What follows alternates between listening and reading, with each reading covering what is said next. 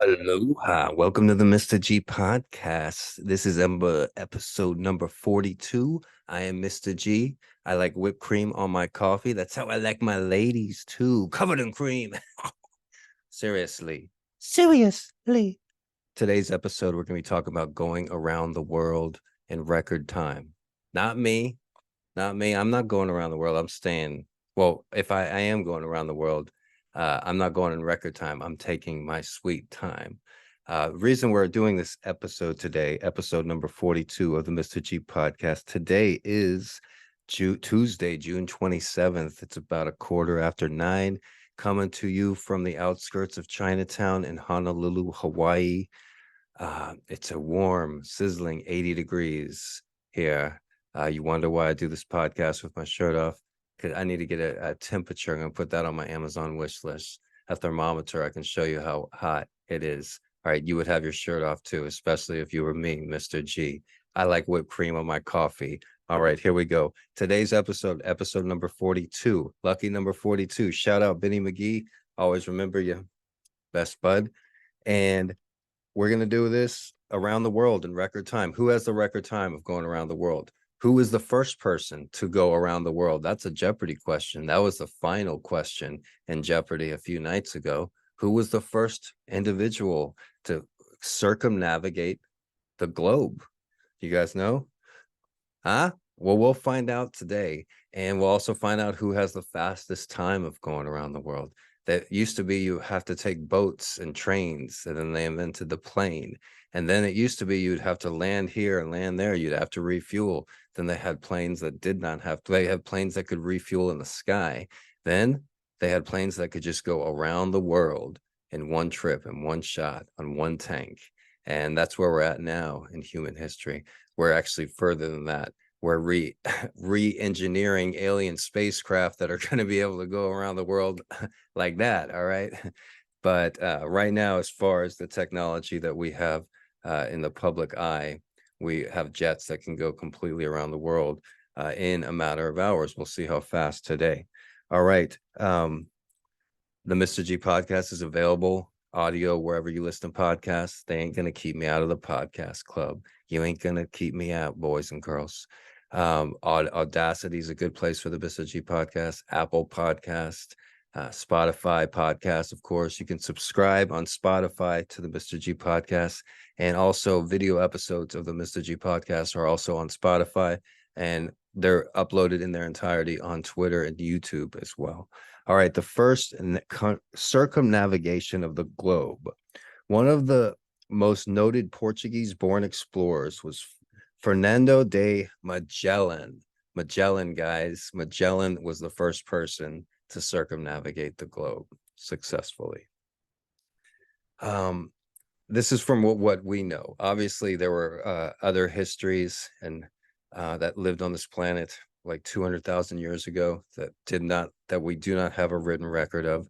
But as far as our history goes, the first person ever circumnavigate the globe was Magellan. He instigated and organized the first circumnavigation from 1519 to 1522.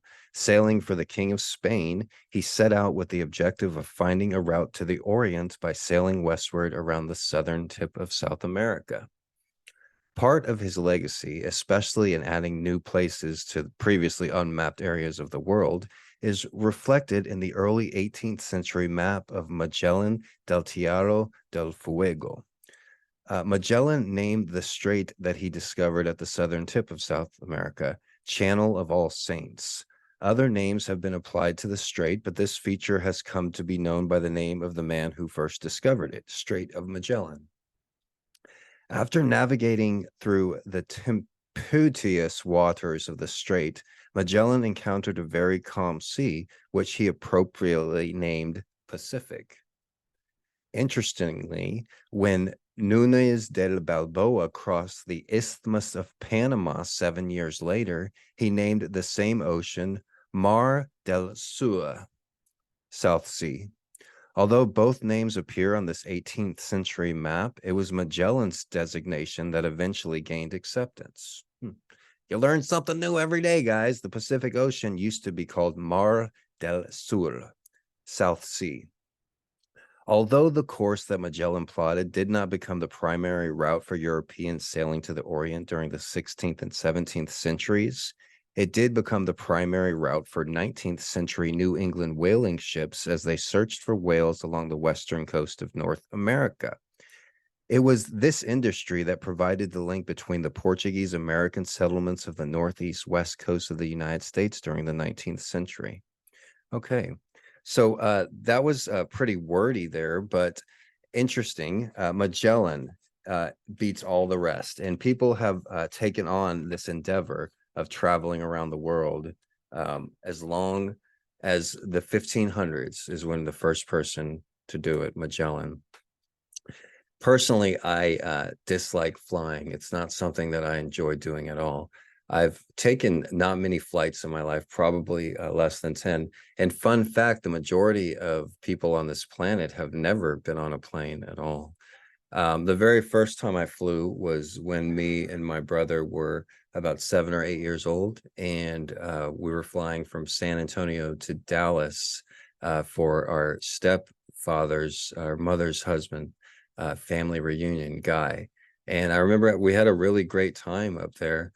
They had a very wealthy, like $1 million house with a pool and a hot tub and everything. And it was really nice being part of a family. It was probably like in 89 or 90 or maybe 91. And so I was only 11 or 12 years old, and our cousins were really nice too. I remember one of them went to A&M University, and I remember watching Turner Classic Movies. It was before Turner Classic Movies, actually, but they had a late night show that was owned by the Turner Network.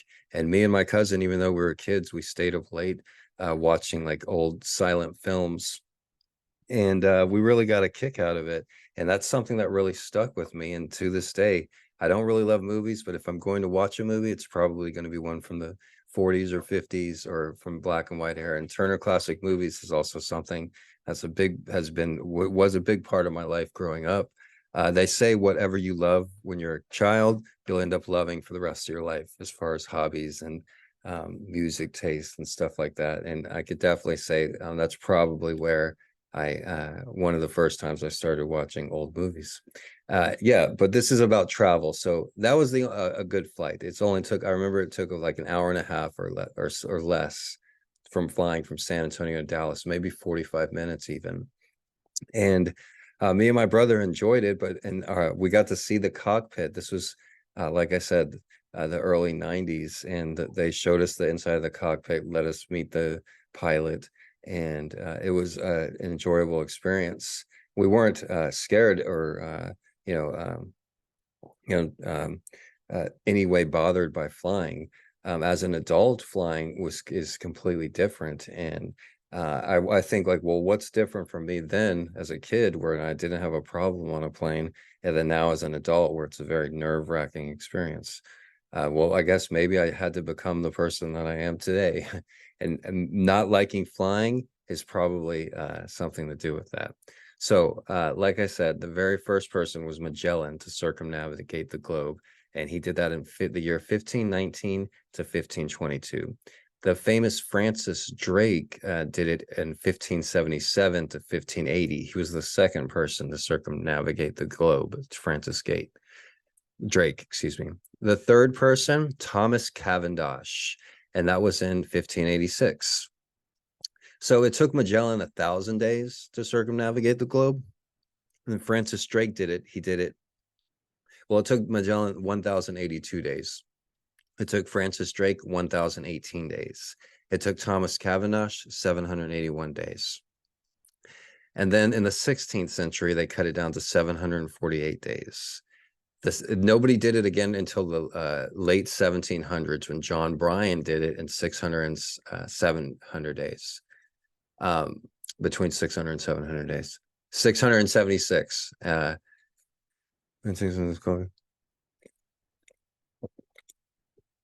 Interesting podcast today.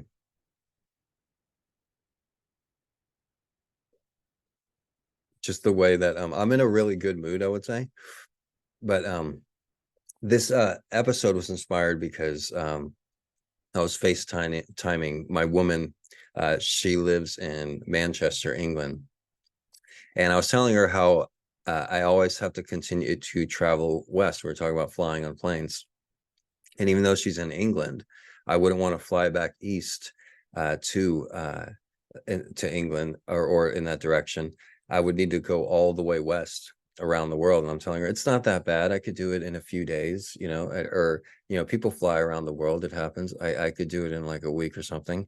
And the thing is that I guess you could say that's due to OCD, or just my gut feeling is since I left Texas in 2011, I've just been traveling west. And my second book is all about it starts when I graduate from the University of Texas and I travel west across the United States. And so the second chapter takes place in New Mexico. The third chapter takes place in Santa Fe. The fourth chapter takes place in Las Vegas. The fifth chapter, Reno. The sixth chapter, Berkeley, California. The seventh chapter, Humboldt, California. The eighth chapter, Portland, Oregon. The ninth chapter, Seattle, Washington. And there's a 10th chapter somewhere. And that book ends with me flying to Hawaii. But during that time period, it takes place over a 2.5, 3 year period. During that time period, I always would continue going west. And so for the last 13 years, if I go anywhere, it's going to have to be west. So if I wanted to fly to England right now, I wouldn't fly back to the mainland United States. I would fly around the globe to continue going west. And but I also hate flying, so it would take years, and it's not feasible at all at the moment. So it's not something that I'm going to do. But I looked into it, like how long does it take to go fly around the world? Do people still do that? And like I said, the first person to ever go around the world was back in 1500. So it took hundreds of days. It took years to go around the world. It took Magellan 1,000 days, more than 1,000 days. It took Magellan and Drake each about 3 years to go around the globe. Now you can do it in a matter of hours if you have the fastest jet plane. But they cut it down to about 1 year in the 1800s, and in the late 1800s they cut it down to 72 days by Nellie Bly. And this was multiple means of transport, and they were inspired by Jules Verne, the writer. I believe Jules Verne wrote a famous book, 80 Days Around the World in 80 Days. But also George Francis Train was also inspired by Jules Verne, and he took ships, trains from New York. So these travelers were inspired by Jules Verne, and they took trains and ships around the world, including George Francis Train. That's his name. He actually went around the world twice, in 1890 and 1891. He did it back to back around the world, this guy, George Francis Train. And he started in Tacoma, Washington, and he ended up in and he went all around the world till he got to Fairhaven, Washington. All right, and he did it in 64 days. Okay, so he did that in a year. He went around the world twice in less than a year's time, from 1890 to 1891. That's pretty incredible, George Francis Train. You're not remembered now by anybody. Nobody's saying your name today on any other podcasts but me. But I remember you, George Francis Train. And in 1890, you went around the world twice because you're that kind of guy. It took you 60 plus days each time, though, Train. And the next person to do it, nobody would go around the world again until about 20 years later in 1913, when Andre Jägerschmidt, I wonder if he invented the Jaeger drink. If Andre Jägerschmidt went around the world in 36 days. So we go from Magellan taking him 3 years to go around the world to doing it in 36 days. All right. That was in 1913. In 1926, 13 years later, Linton Wells did it in 28 days with a combination of boat, airplane, and trains. Nobody did it again for a few years until John Henry Myers. He did it in 23 days. Then Hugo Echner broke the record in 21 days. And this was the first circumnavigation in an airship aboard the LZ-127. So, his name isn't really remembered, but he was the very first person to circumnavigate the globe in 1929, Hugo Eckner. All right. Now we have 1931, Pilot Wiley from Lockheed Vega aeroplane traveled around the world and did not cross the equator. So you've heard about Howard Hughes, the famous movie, The Navigator, is it? Howard Hughes, he went around the world and he cut the time down. He broke the record and did it in 3 days and 19 hours in 1938.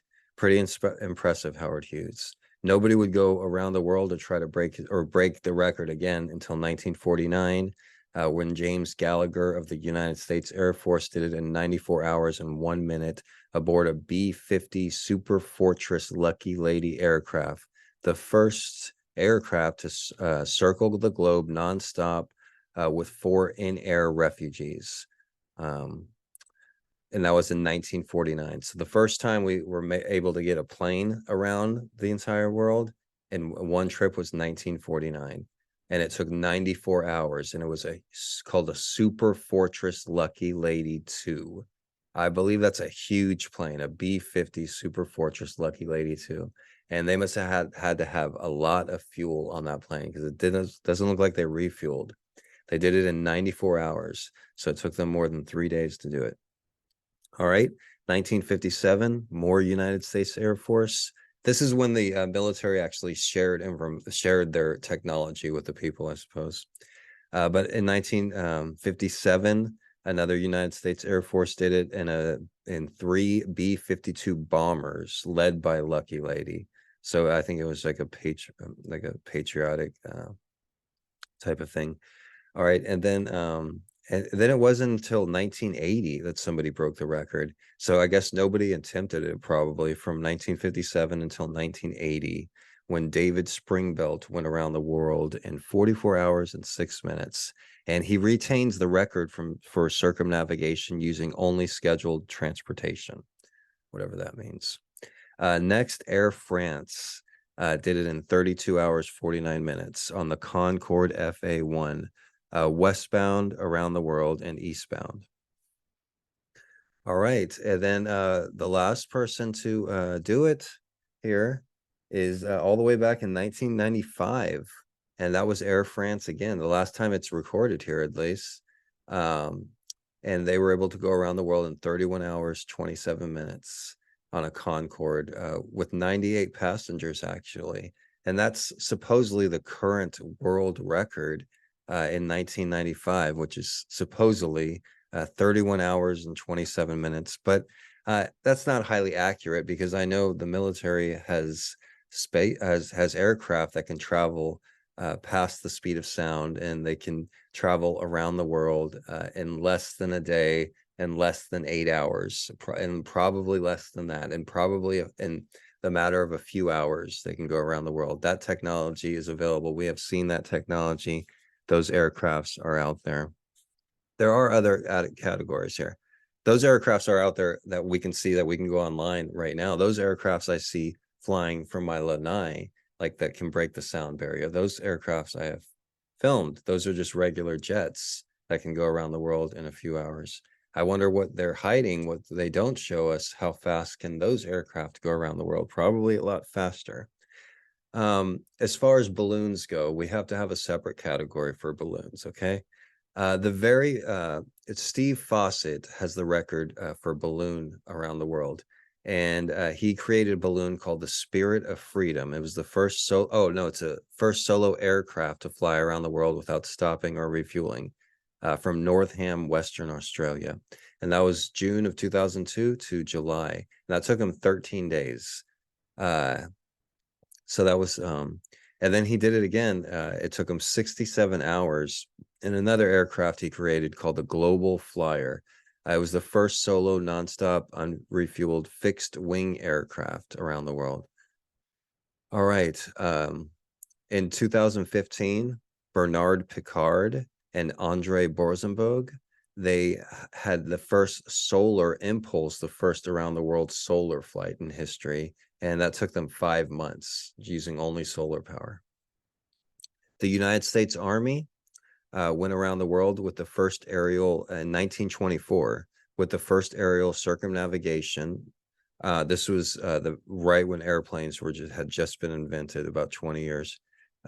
Two aircraft of four Douglas World Cruisers complete the mission from Sandport, Seattle, Washington. So apparently, the very first was in 1924.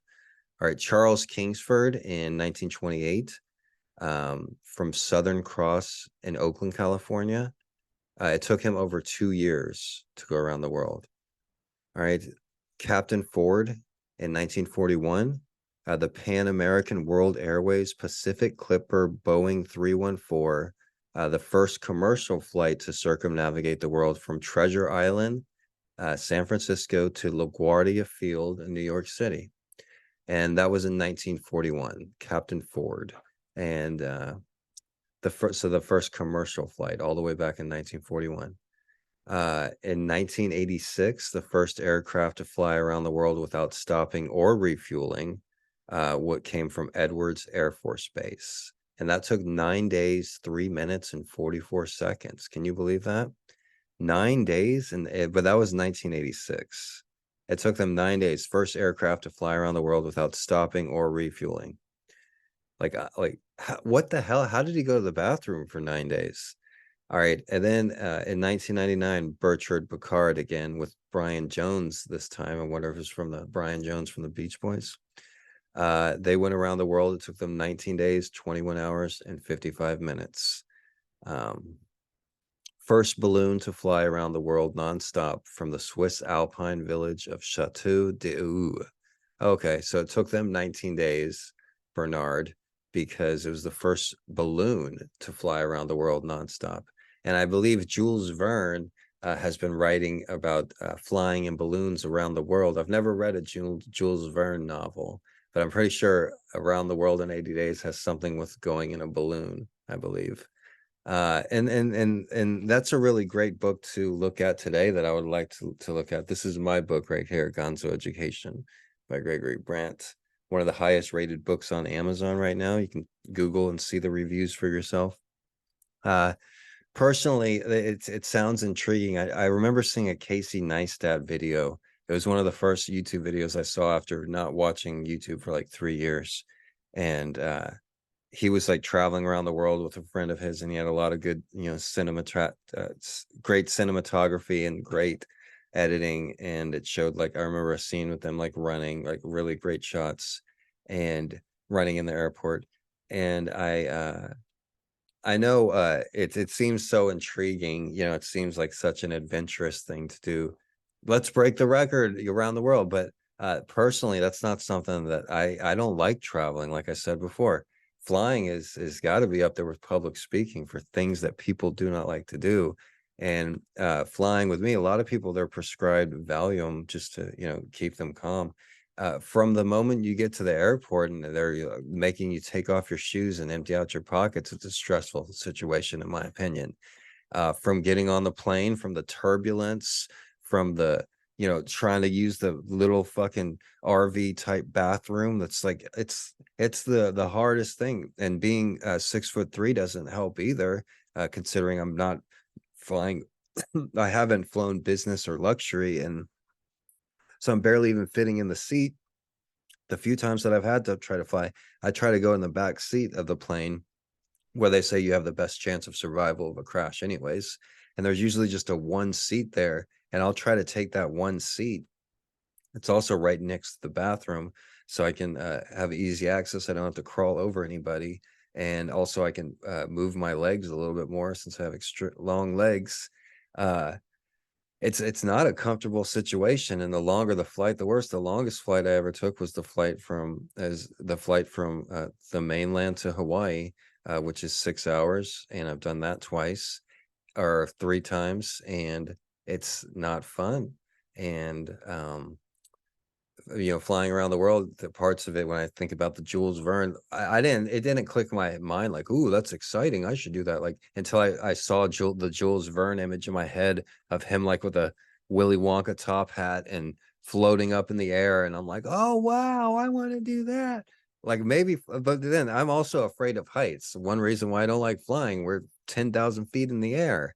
And I also like to be in control. And that's my mentality. When you are in a plane, it feels like you're not in control. Maybe I didn't have a problem when I flew when I was a child because I was already not into control. So I was just going wherever I was being brought to. But as an adult, as a grown man, it's like you're getting on this plane, you're hoping the pilot's not drunk, you're hoping that the plane's in working order. It's the money buys safety, right? Except for not for those people that went to go see the bottom of the Titanic. But hey, you didn't need to be an Einstein to know that submarines need to be made of one material. But that's a whole other podcast. Um, I don't like flying. I prefer to be on a boat, but the boat travel is just more than 1,000 times longer.